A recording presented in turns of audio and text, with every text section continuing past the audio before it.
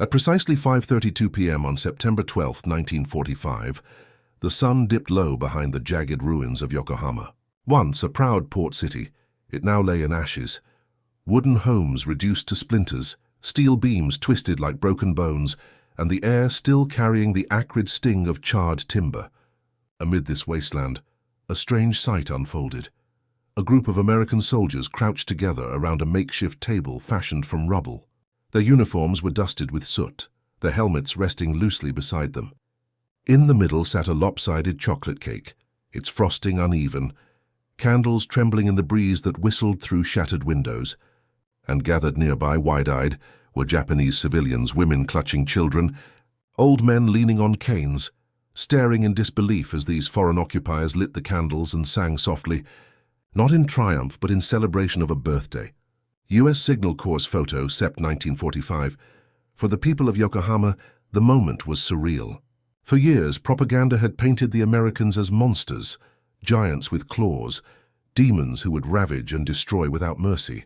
Yet here in the heart of their broken city, those very soldiers sliced pieces of cake and, without hesitation, handed them to children whose stomachs had known nothing but hunger for months. The frosting smeared on little faces. A boy laughed for the first time since the firestorms. The illusion shattered. The enemy could smile. The enemy could share. Post-war civilian testimony, Kanagawa Prefecture Archives. But how did it come to this? To understand the shock, one must step back to the war's final chapters, when Japan stood at the edge of annihilation. By the summer of 1945, the nation's great cities were burning under relentless Allied bombing campaigns. Tokyo, Osaka, Kobe, Nagoya, whole districts flattened, with death tolls counted not in hundreds, but in tens of thousands. In March, the firebombing of Tokyo alone had incinerated over 100,000 civilians in a single night, a figure higher than both Hiroshima and Nagasaki individually. U.S. Strategic Bombing Survey 1946. When the atomic bombs fell in August, Hiroshima's destruction claimed roughly 140,000 by the year's end. Nagasaki added another 70,000.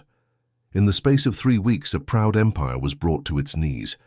The emperor's voice, trembling yet resolute, announced surrender on August 15th. For the first time in history, the Japanese people heard their divine sovereign admit defeat.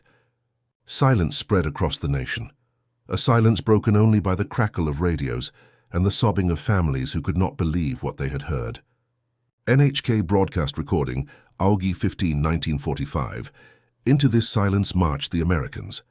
Their arrival was expected to be apocalyptic. Mothers had been instructed to kill their children rather than let them fall into enemy hands. Schools distributed bamboo spears. Rumors swirled that occupation would mean mass executions, enslavement, and dishonor beyond comprehension. The people of Yokohama braced themselves as the first landing craft touched the piers on August 30th. Soldiers of the U.S. 8th Army disembarked, weapons at the ready, boots striking against cracked stone.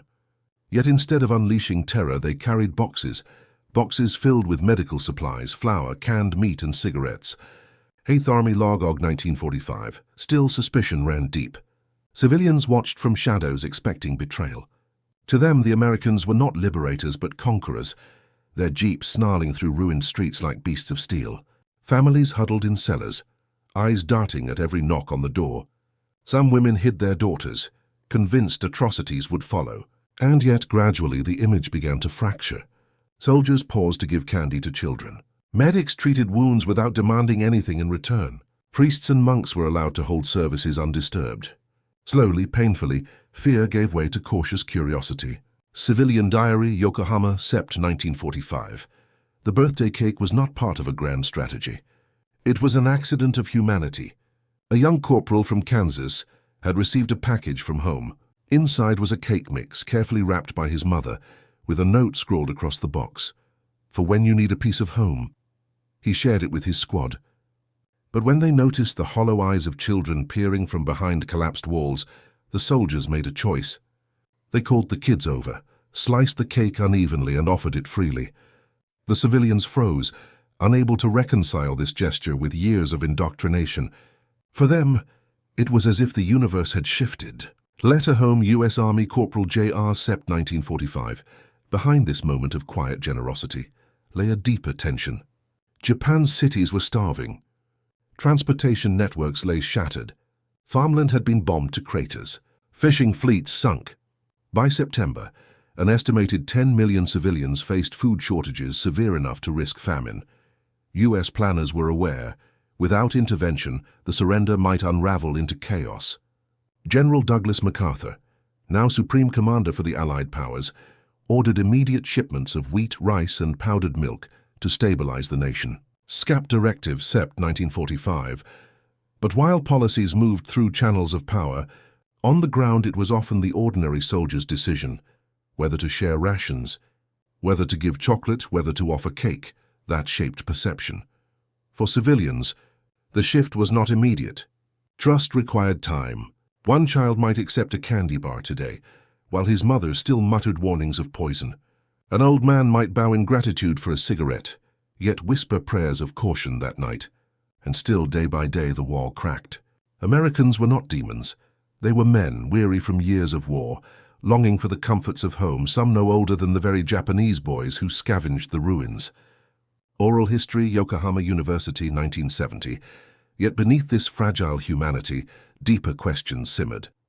How could a nation that unleashed firebombs and atomic blasts also bake cakes for children? How could the same army that toppled an empire now distribute candy? Was this compassion genuine or calculated? For the civilians of Yokohama, the sight of birthday candles flickering against the blackened skyline raised more confusion than comfort. They could not know whether kindness was policy, coincidence, or the first step in reshaping their nation's soul. Post-war civilian testimony, Kanagawa Prefecture Archives. As night fell over the ruined city, the candles burned low. The soldiers laughed quietly. Voices carried over rubble. The children licked frosting from their fingers. Mothers clutched their little ones, torn between fear and relief. And in the distance, beyond the glow of cake and candles, Japan lay in ruins. Its spirit broken, its destiny uncertain. The war was over, but the occupation had only just begun.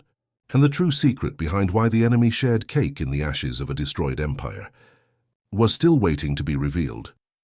The secret behind those birthday cakes in the ruins was not just sentiment, it was logistics, the kind of logistical muscle no empire in history had ever mustered. By September 1945, the United States had become the greatest supply machine the world had ever seen. Its factories had poured out 297,000 aircraft, 86,000 tanks, 2.4 million trucks, and nearly 24 million small arms. But more importantly, they had produced mountains of food: canned meat, flour, sugar, coffee, powdered eggs, and chocolate bars. U.S. War Production Board, Final Report 1946.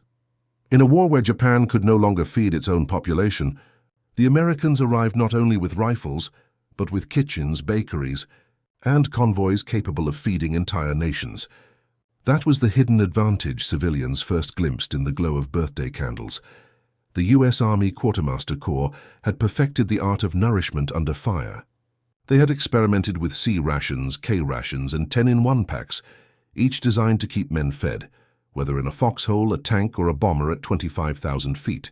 The most famous innovation was the D-Bar, a compact chocolate bar developed by Hershey's under-army contract, dense in calories, resistant to heat, and capable of surviving airdrops. Quartermaster Corps Manual 1943. But these rations weren't just functional. They became psychological weapons. Soldiers handed out chocolate to civilians across Europe. From liberated Paris to ruined Berlin, and the pattern repeated in Asia. To a starving child, a Hershey bar was not just sugar, it was America distilled into sweetness. This capacity to project abundance contrasted violently with the Japanese condition. By 1945, their merchant fleet had been devastated by American submarines. Over 8 million tons of shipping had been sunk, strangling imports of rice from Korea and Southeast Asia. Domestic harvests shrank under relentless air raids and fertilizer shortages. Average urban caloric intake dropped below 1,800 calories per day. And in some districts, families survived on grass, acorns, or watery porridge. Ministry of Health Report, Tokyo, Sept. 1945. Against this backdrop, a simple slice of cake seemed like alchemy. For Japanese civilians, it was incomprehensible that foreign soldiers, whose bombers had burned their cities, now casually shared luxuries unavailable to an emperor's court. But the advantage ran deeper than calories. American logistics were a triumph of engineering and organization. The Red Ball Express in Europe had already proven that supply convoys, staffed largely by African-American drivers, could move thousands of tons of goods over war-torn landscapes every day. In the Pacific, Navy Seabees built ports, airfields, and bakeries from coral reefs and shattered atolls. Refrigeration units designed by carrier engineers allowed meat and dairy to travel across oceans without spoilage. Bureau of Ships Report, 1944. By war's end, the U.S. military could deliver ice cream to soldiers fighting in New Guinea and frozen turkeys to crews aboard carriers off Okinawa. This industrial miracle translated directly into occupation policy. If America could feed its armies anywhere on Earth, it could also feed a defeated enemy.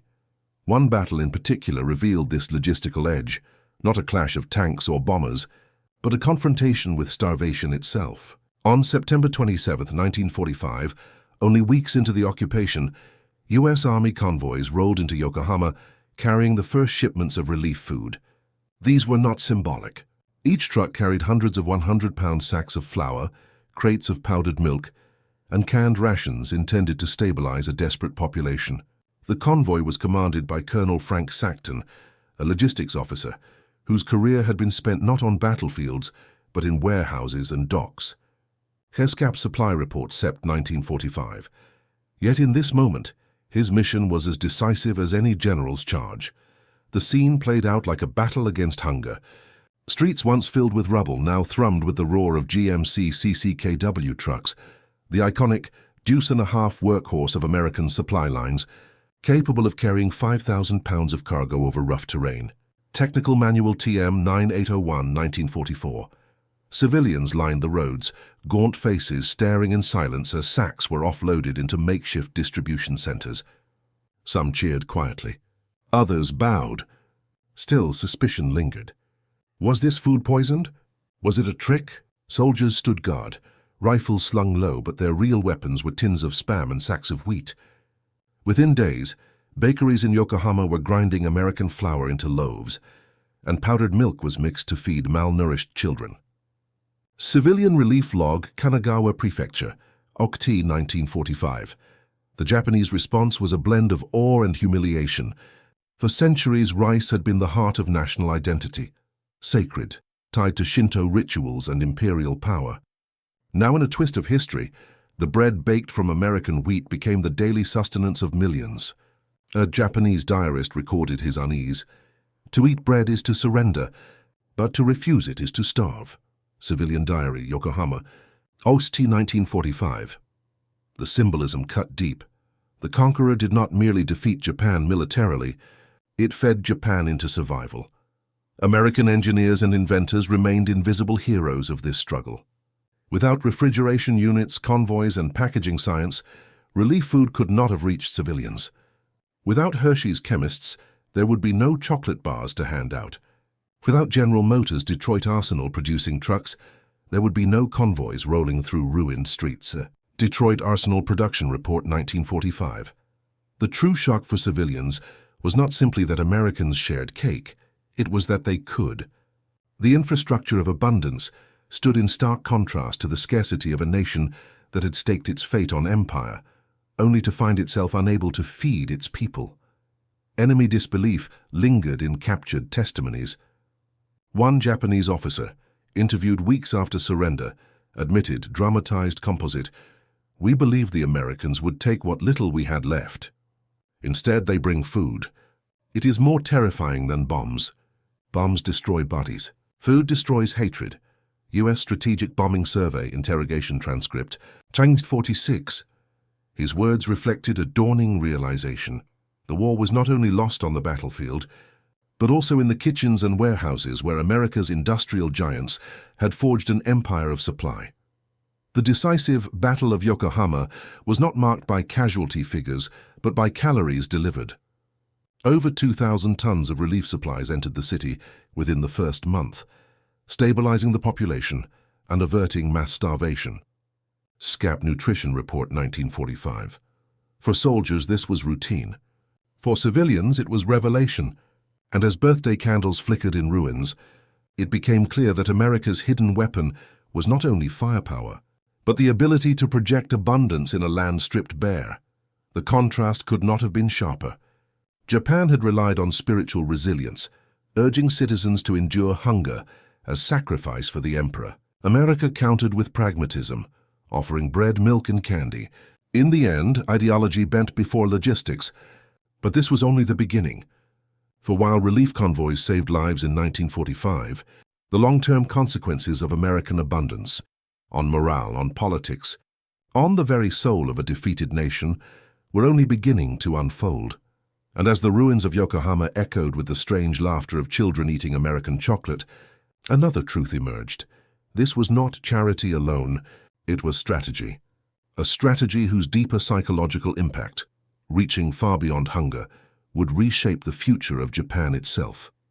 The occupation of Japan was not won with rifles and tanks, but with calories and kindness. The image of American soldiers sharing birthday cake in the ruins of Yokohama became a symbol of something larger, a psychological victory layered over military triumph. For Japanese civilians, the cake was more than food. It was a message the conqueror could be merciful, and mercy, when contrasted with firebombs and atomic blasts, carried a power almost impossible to resist. U.S. Strategic Bombing Survey 1946, General Douglas MacArthur understood this dynamic better than most. Installed as supreme commander for the Allied powers, he knew that maintaining order in a defeated nation required more than intimidation. Japan had been stripped of its weapons, its fleet scuttled, its industries shattered. But hunger, disease, and despair threatened to breed rebellion in the ashes. MacArthur's directive was clear: feed the population, restore stability, and transform the enemy into an ally. SCAP Directive Oct. 1945. Every sack of flour delivered, every bar of chocolate handed to a child, every slice of cake shared, became part of this vast strategy of reconstruction. The psychological shock for the Japanese was profound. For years, wartime propaganda had dehumanized Americans as beasts without compassion. School children were taught songs about the barbarity of the foreign invader. Mothers warned their children that capture would mean worse than death. Yet as the occupation unfolded, civilians encountered a different reality. Soldiers who might have been executioners instead handed out chewing gum. Troops who could have confiscated homes instead shared cigarettes and stories. Even small acts like the birthday cake dismantled layers of fear built over a decade of indoctrination. Civilian Testimony, Tokyo, 1946. This transformation was not instantaneous. Deep scars remained, especially among those who had lost entire families in the firebombings. Some wept with gratitude when fed.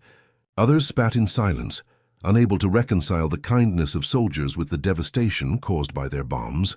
But slowly, pragmatism triumphed. Hunger left little room for hatred. And in the paradox of defeat, Japan's civilians began to associate survival not with the emperor's war machine, but with the abundance carried in American trucks. A Yokohama Relief Report, 1946. The impact reached beyond the stomach. Bread baked from American wheat replaced rice in school lunches, reshaping diets for a generation. Powdered milk fortified the health of malnourished children, reducing infant mortality rates. The simple act of feeding the nation rebuilt trust in authority, this time not in imperial decrees, but in the benevolence of a foreign commander. Sociologists later described this as nutritional diplomacy, a weapon of soft power more effective than any rifle. Public Health Nutrition Report, 1947. For American soldiers, too, the transformation mattered. They had spent years trained to kill, drilled to view the enemy as faceless. Now in ruins, they were ordered to heal, to hand out rations, to smile at children who only weeks earlier might have been considered targets. This reversal created a sense of pride. Letters home often described the joy of seeing children laugh again, the relief of being part of rebuilding instead of destruction.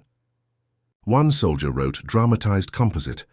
We thought we came to occupy, but when I saw a boy with frosting on his cheek, I realized we came to rebuild. Soldier's Letter, Oct. 1945. Strategically, the effect was incalculable. Japan could have descended into insurgency, its civilians resisting occupation with guerrilla tactics, starvation riots, or sabotage. Instead, the opposite occurred. American abundance won compliance, where intimidation alone would have failed. Civilians who might have turned to black markets or rebellion now stood in bread lines supervised by U.S. troops. Farmers were encouraged to plant with American seeds, mechanics trained to repair with American tools, teachers instructed to educate with American textbooks. The occupation transformed from a military exercise into a social engineering project, supported not by bayonets, but by nutrition and culture. SCAP Civil Affairs Report 1947. The Axis perception of this strategy, recorded in post-war interrogations, reflected bitter amazement. Former officers admitted they had underestimated not just American firepower, but American logistics. One confessed, dramatized composite, "We believed we could outlast their morale. We never imagined they had the power to feed both their armies and their enemies." Interrogation transcript. U.S. Strategic Bombing Survey, 1946. In hindsight, it was clear. The war had been decided not only by bombs dropped, but by bread baked. The human cost of sustaining this abundance was immense, though often overlooked.